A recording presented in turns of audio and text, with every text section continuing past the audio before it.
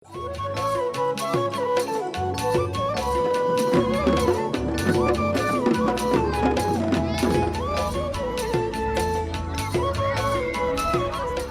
আঞ্চলিক ছাত্ৰ সন্থাৰ ব্যৱস্থাপনাত লামডিংবাসী ৰাইজৰ সহযোগত 1 তাৰিখৰ পৰা 5 তাৰিখলৈ বিহু নাচৰ যি কৰ্মশালা আয়োজন কৰিছে এই কৰ্মশালাত শতাধিক ছাত্ৰ ছাত্ৰীয়ে ধৰ্ম ভাষা নিৰ্বিশেষে ইয়াত ছাত্ৰ ছাত্ৰীসকলে অংশগ্ৰহণ কৰিছে। সঁচাকৈ লামডিং আঞ্চলিক ছাত্ৰ সন্থাই ইয়াত আনন্দিত হৈছে।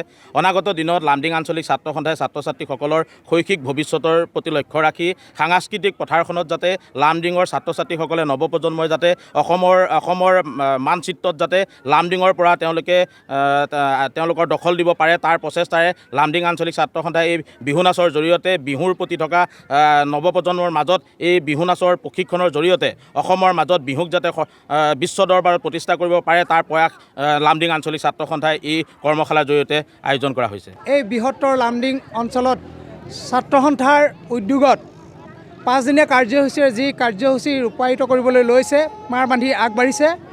ইয়াত প্ৰতিযোগী দেখি আমি আপ্লুত হৈছোঁ আৰু তেওঁলোকৰ উৎসাহ উদ্দীপনাৰ যোগেদি আমি এজন প্ৰশিক্ষক হিচাপে